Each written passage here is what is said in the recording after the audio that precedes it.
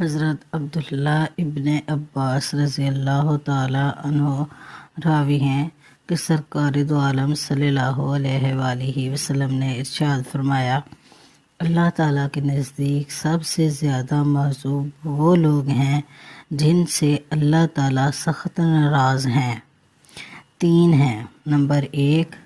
حرم میں کجروئی کرنے والا۔ نمبر 2، اسلام میں ایام جاہلیت کے طریقوں کو ڈھونڈنے والا۔ نمبر 3، کسی مسلمان کے خون ناحق کا طلبگار تاکہ اس کے خون کو بہائے۔ تشریح: اس حدیث میں 3 آدمیوں کو اللہ تعالیٰ کے نزدیک سب سے زیادہ ناپسندیدہ اور محجوب قرار دیا جاتا ہے۔ پہلا آدمی وہ ہے جسے اللہ تعالیٰ نے اپنے گھر یعنی بیت اللہ میں حاضری کی سعادت بخشی، مگر وہ بیت اللہ کی نہ تو عظمت کرتا ہے اور نہ ہی حدود حرم میں ممنوع چیزوں سے پرہیز کرتا ہے، بلکہ وہ حرم میں کجروئی کرتا ہے، یعنی ایسی اختیار کرتا ہے جو ایک طرف تو اس مقدس جگہ کی شان و عظمت کے منافی ہیں اور دوسری طرف احکام شریعت کی کھلی خلاف ورزی کے مترادف ہے۔ مثلاً وہاں لڑائی جھگڑا کرنا، شکار کرنا یا کوئی بھی متعلق گناہ اور قانون شریعت کی خلاف ورزی کرنا۔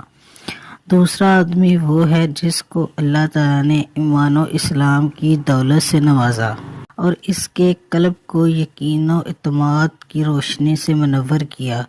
مگر وہ اسلام میں ان چیزوں کو اختیار کرتا ہے جو خالص زمانہ جاہلیت کا طریقہ اور غیر اسلامی رسمیں تھیں، جیسے نوحہ کرنا یا مصائب و تالیف کے وقت چاقو گریباں ہونا، برے شگن لینا اور نوروز کرنا، یا ایسی رسمیں کرنا جو خالص کفر کی علامت ہوں، جیسے اولیاء کرام کی مزار پہ عرس کرنا، وہاں چراغاں کرنا، قبروں پر روشنی کا انتظام کرنا، وہاں غیر اللہ کے نام پر نذر و نیاز کرنا، محرم شب برات میں غلط رسمیں ادا کرنا وغیرہ وغیرہ۔ تیسرا آدمی وہ ہے جو کسی مسلمان کا ناحق خون بہانے کا طلبگار ہو، کسی مسلمان کو قتل کرنے کا مقصد محض خون ریزی ہو اور کوئی دوسرا مقصد نہ ہو۔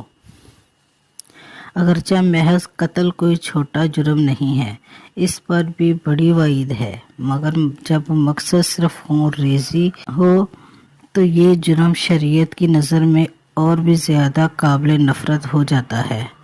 اس سے یہ بھی معلوم ہوا کہ جب محض خون ریزی کی خواہش اور طلب ہی اتنا بڑا جرم ہے تو اس جرم کو کر گزرنا یعنی واقعتاً کسی کا ناحق خون بہا دینا اتنا بڑا جرم ہے